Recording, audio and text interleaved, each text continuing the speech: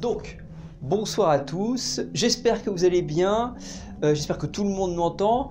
L'histoire va être de vous présenter donc Donnie Darko, que vous allez pouvoir découvrir ou redécouvrir dans une version a priori tout bonnement magnifique. Donc, film réalisé par Richard Kelly, c'est son premier film, c'est important, premier long métrage, qui lors de sa sortie donc en 2001, aura un succès très limité, pour ne pas dire assez nul en salle. Dans la mesure où, alors, selon certaines analyses et critiques, c'est un film qui sort un mois après le 11 septembre 2001. Et comme il est question, alors je ne spoil pas, je vais essayer de pas spoiler, je sais pas qui l'a vu, vous êtes pas tant que ça, donc je vais essayer de pas spoiler, je vais rester dans l'exposition pure, mais juste donner un tout petit élément qui apparaît dans le premier quart d'heure du film. Il est question d'un crash d'avion, un crash en tout cas d'un réacteur d'avion, donc voilà, il est probable que ça ait joué. Alors j'ajouterais quand même que il me semble que c'est aussi un film relativement exigeant et particulier, qui fait qu'il n'est pas forcément facile d'accès. Alors j'ajoute sur ce côté justement exigeant, pas forcément facile d'accès, je dirais labyrinthique dans une certaine mesure. C'est un film qui s'inspire beaucoup de David Lynch. Il y a 2 semaines plutôt ici, vous aviez pu redécouvrir Mulholland Drive de David Lynch, que Maxime avait pu présenter brillamment. Et pour le coup, c'est un film qui se rapproche beaucoup en fait de la mouvance, de la structure, de la manière dont Lynch raconte les histoires, et même de l'ambiance et du rythme général. Donc c'est vachement intéressant de faire des ponts entre les deux. Donc pour revenir un petit peu et recontextualiser la chose, donc Richard Kelly va réaliser donc Donnie Darko en 2001 alors qu'il n'a que 26 ans, donc il est très jeune. Donc le film est un échec en salle aux États-Unis. Heureusement, si l'on peut dire, il a beaucoup de chance puisque lorsqu'il va sortir en DVD, ça va être un très gros succès. C'est un film qui va avoir très vite cette petite aura culte qui va se disséminer autour et qui va devenir aussi un film générationnel. Moi je m'en rappelle, c'est-à-dire quand moi je l'ai découvert, je devais avoir 14 ou 15 ans et c'était un film qui a eu une forte prégnance sur ma génération à ce moment-là, qui était le film qu'il fallait voir. Donc Richard Kelly, grâce à ce succès, si vous voulez, a posteriori, si je puis dire ça comme ça, il va être amené à réaliser donc un deuxième film dans la foulée. Il se fait contacter par Universal, qui va lui donner 17 millions de dollars pour tourner son second film, Southland Tales, avec donc The Rock et Sarah Michelle Gellar, très beau casting, mais qui est un film qui malheureusement est très bancal, très bordélique, qui part un peu dans tous les sens, dont on ne comprend pas vraiment le pourquoi du comment. Ceci étant dit, c'est un film qui reste très intéressant à mater, parce que Richard Kelly reste un type qui est vachement inventif, et même dans cette structure de film d'anticipation un peu chelou qui part vraiment dans tous les sens, et ben vous pouvez prendre ça et là plein de choses vraiment cool.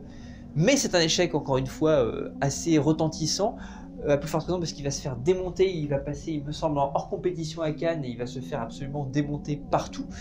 Ce qui va lui supprimer, lui bloquer l'accès aux salles, à part je crois en sortie technique un tout petit peu, mais vraiment il sortira directement en DVD et c'est malheureusement ce qui va sceller un petit peu le destin de la suite de la carrière de Richard Kelly.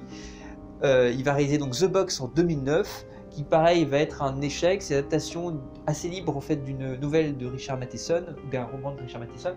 Bref, le film va être un échec assez cuisant également. On est en 2009, nous sommes maintenant en 2019, Richard Kelly n'a pas refait surface véritablement. Donc c'est un petit peu triste parce que c'est un réalisateur vraiment intéressant. The Box, son dernier film, est un film pour lequel j'ai beaucoup d'affection, malgré encore une fois son côté un peu bordélique, mais vous voyez que Donnie Darko a ce côté un petit peu bordélique, mais je trouve que ça reste quand même le plus maîtrisé de Richard Kelly. Pour refaire un petit pont quand même rapidement, je vous parlais de Lynch tout à l'heure, j'ai envie de vous parler d'un autre réalisateur qui pour moi, si vous avez aimé Donnie Darko ou si vous aimez tout à l'heure quand vous allez le voir Donnie Darko, je vous conseille d'aller voir du côté de Lucky Mackie parce que c'est un réalisateur moi que j'aime beaucoup et qui en tout cas c'est très subjectif, mais pour lequel je fais beaucoup de rapprochements avec Richard Kelly.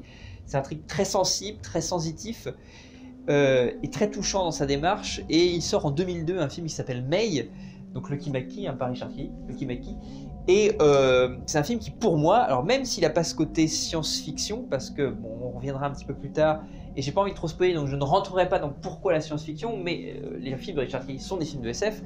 Lucky Mackie, donc ne rentre pas dans la SF, c'est de l'horreur un peu plus radicale, un peu plus... même s'il y a des questionnements sur le point de vue qui vont mener dans des contrées fantastiques, et qui pour le coup pourraient totalement se rapprocher de Donnie Darko, mais dans le sens où dans la manière de traiter ses personnages, de faire la chronique adolescente qui est proposée, dans sa manière de dépeindre tout ce qu'il y a autour, et un personnage un petit peu hors norme, qui n'arrive pas à trouver sa place dans la société, on est sur quelque chose d'assez proche, et même en des questions de rythmique, de structure de récit, etc. Moi je trouve que c'est des films qui sont assez proches. Et puis Lucky Mackie aussi pareil, un type qui a beaucoup de films qu'il a accouché dans la douleur. Donc c'est deux réalisateurs qui ont eu pas mal de soucis en fait, à se faire comprendre et à se faire entendre. Donc dès lors, venons-en donc au synopsis très rapide, hein, je vais vraiment faire rester vraiment sur l'idée de base, le concept de base. On va donc rencontrer Donnie Darko, donc, qui est interprété par Jack Gyllenhaal, donc je ne sais pas si ça se prononce comme ça, donc je vais dire Jack Gyllenhaal parce que c'est comme ça que je le prononcerai. Qui donc c'est son premier rôle, c'est l'un des 3 enfants d'une fratrie, donc il a une grande sœur qui est jouée par Maggie Gyllenhaal, sa sœur également, dans la vie, mais dans le film aussi, et une petite sœur. Ils ont 2 parents, donc c'est une famille qui est relativement unie, des parents très compréhensifs de manière générale, mais qui n'a pas ce côté famille dysfonctionnelle qu'on trouve dans le cinéma d'horreur en général, dans le cinéma fantastique. C'est des familles qui au contraire fonctionnent plutôt bien. Mais Donnie a des soucis, il a du mal à s'intégrer, il a une crise d'adolescence d'état de mesure, mais qui en fait est beaucoup plus, elle va devenir une crise existentielle, donc c'est à mon avis beaucoup plus profond que ça. Et donc Donnie, au-delà d'avoir du mal à s'intégrer dans un monde qu'il a du mal à comprendre, et dans une sorte de petite société, de micro-société, de communauté très puritaine, qui encore une fois ne lui correspond pas du tout, il va grossièrement s'échapper à l'intérieur de rêveries qui vont vite devenir gênantes, puisque ces rêveries vont devenir très vite des crises de somnambulisme extrêmement violentes et des phénomènes purement hallucinatoires, dans lequel il découvre Frank, cet ami imaginaire qui va devenir son ami imaginaire, qui est une sorte d'homme lapin, si vous voulez, avec un visage macabre, très très macabre, pas un lapin si vous voulez tout mignon, un lapin assez terrifiant. Et donc Frank va lui annoncer, lors d'une de ces crises, la date, le moment dans lequel va se passer la fin du monde. Voilà, je vais rester sur ce postulat de base, voilà, c'est ça l'histoire fondamentalement. Ensuite on va suivre justement qu'est-ce que cette révélation va engendrer chez Donnie. Voilà, pour être très très simple. Donc je vais prendre 2-3 petits éléments importants pour justement ne pas spoiler, rester relativement vague, mais pour vous donner des pistes de réflexion. Très rapidement, donc c'est un film fantastique dans un premier temps. Donc comme tout film fantastique, ça se base sur le point de vue, encore une fois. Le film fantastique vous invite à vous questionner sur un point de vue, à adopter un point de vue, puis à le questionner. C'est-à-dire qu'on va adopter un point de vue biaisé sur la réalité, biaisé de la réalité. Là, le film vous immerge dans le point de vue de Donnie, qui a de fait un point de vue complètement distordu, biaisé de la réalité. C'est pas pour dire qu'il est faux ce point de vue-là, mais un point de vue différent de celui des autres. Et on va vous imposer ce point de vue-là.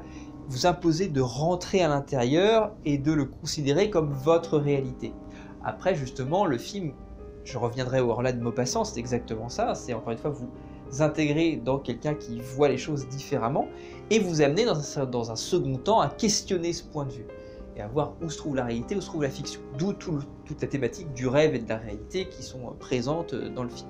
Question de point de vue, ça amène immédiatement la question de l'inquiétante étrangeté, concept relativement classique qu'on trouve chez Freud, qui pose l'idée, puisque le film commence dans quelque chose d'extrêmement concret, c'est pour ça que c'est du fantastique, hein, qui va progressivement se biaiser en SF, mais c'est du pur fantastique à l'origine.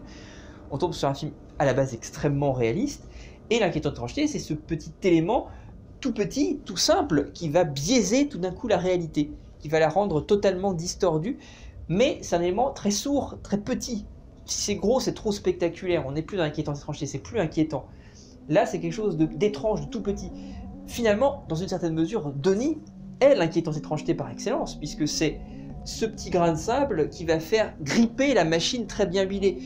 Quand je parle d'harmonie, vraiment, de trucs très bien huilés et que Donnie va venir un petit peu mettre en branle, je pense notamment aux plans séquences que vous allez voir au début. Il y a 2 plans séquences qui s'enchaînent lorsqu'on arrive dans le lycée, qu'on découvre le lycée et les différents protagonistes du lycée.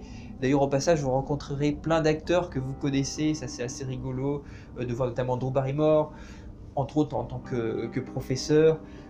Vous avez plein d'acteurs des années... Alors dans une certaine mesure, on peut considérer que c'est un film qui se passe dans les années 80, à la fin des années 80, mais qui est une vraie synthèse du cinéma des années 90, donc ça c'est vraiment cool aussi. Encore une fois, c'est un film générationnel hein, sur ce point-là. Donc ces 2 plans séquences que vous allez voir, alors qui vont jouer notamment sur la notion de temporalité, puisque vous avez des accélérations, vous avez des ralentis, accélérations, ralentis. La mise en scène fait sens, puisque c'est un film qui parle du temps, encore une fois sans trop spoiler et trop partir sur la question de la science-fiction qui est présente dans le film, mais vous avez... beaucoup de travail sur le ralenti et sur l'accélération dans le film pour parler du temps, pour vous montrer le temps et la relativité du temps, puisque c'est aussi ça que pose comme question le film. Et donc Donnie est, à proprement parler, ce petit grain de sable qui va venir faire gripper la machine parfaitement huilée. Donc c'est lui, si vous voulez, l'inquiétante étrangeté à proprement parler. C'est de lui que va émaner cette inquiétante étrangeté. C'est du regard de Jack Gyllenhaal que va émaner ça, ce regard très inquiétant qu'il a. Donc ça, c'est pour la partie inquiétante étrangeté. Et dernier élément qui me paraît important à avoir en tête si on veut justement bien appréhender le film, encore une fois sans vous en dévoiler trop, c'est la question de l'apocalypse, qui est quelque chose d'assez obsessionnel en fait dans les trois, alors courte carrière de Richard Kelly, mais elle est là dans ces trois films, c'est la question de donc l'apocalypse. Apocalypse, si vous voulez, qui est une apocalypse métaphysique, qui est une apocalypse, si vous voulez, de l'identité aussi, puisque dans une certaine mesure, le personnage de Donnie vit une apocalypse identitaire. C'est aussi une apocalypse poétique et sociale, puisque pendant tout le long du film, vous avez, si vous voulez, en filigrane, ces élections américaines de la fin des années 80, où vous voyez quelques débats d'ailleurs, et les prises de parti de la famille de Donnie autour de deux personnages, Bush et donc son adversaire. Donc on va avoir ce fond-là politique, et ce fond social aussi, et là je reviens à Lynch, à Blue Velvet pourquoi pas, à Mulholland Drive, sur l'idée, encore une fois, de faire péter, si vous voulez, le modèle, le rêve américain de l'intérieur, le dynamiter, face au rêve qui est en face aussi, et les rêves de Donnie qui vont venir dynamiter de l'intérieur le système. D'ailleurs, ça permet de revenir sur le personnage de Frank, parce que c'est bien d'en dire quelques mots, c'est un lapin, c'est pas anodin, je vous ramène définitivement et très facilement à Lewis Carroll, et notamment donc au lapin qui va mener Alice dans son terrier. Si vous voulez, si on prend maintenant l'idée platonicienne, c'est le lapin qui va faire sortir de la caverne, si tu veux, dans une certaine mesure. Et puis on peut rajouter même ça pour Lewis Carroll, toute la thématique de la suite d'Alice au Pays des Merveilles, puisqu'il y a toute une thématique d'aller de l'autre côté du miroir. Vous avez plein de jeux en termes de mise en scène sur les miroirs, les reflets, mais on en parle très explicitement en fait à plusieurs reprises dans le film. Pareil, vous avez d'autres thèses qu'on peut retrouver aussi sur la question du nihilisme chez Nietzsche. Vous avez toute une discussion entre Donnie et sa prof de français qui est interprétée par Drew Barrymore, qui parle, si vous voulez, du nihilisme, donc de la destruction comme acte créateur. Et à partir de là, tous ces discours en fait sur le dynamitage du rêve américain, l'explosion et l'implosion de ce modèle-là, ça amène à quelque chose finalement d'assez cathartique dans un certain sens, et vous verrez sans en dire trop sur la fin, mais le film est très libérateur, très cathartique, et tous les actes justement, parce qu'il vous invite à vous poser la question, finalement, si je savais que la fin du monde se passait à tel moment, je savais exactement la date, qu'est-ce que je ferais ? Et là, le film, qui peut paraître parfois dérangeant, un peu tordu, qui parfois s'aventure dans des terrains un peu compliqués, et finalement, vous en ressortez avec un certain plaisir, parce que au-delà du côté que ce soit un film labyrinthique, donc très ludique, et dans tous les concepts de science-fiction qu'il utilise, et notamment des bases de physique quantique, pour encore une fois rester très très très flou, chat Schrödinger, mais je reste très flou. C'est intéressant justement de constater en fait que c'est un film qui est très libérateur et qui fait beaucoup de bien en fait, vraiment. Donc voilà, j'espère que le film vous plaira, j'espère que tout paraît clair. De toute façon, tout va s'éclaircir au regard du film. Je vous souhaite un très bon film et puis je vous remercie pour votre attention. Bonne soirée à vous.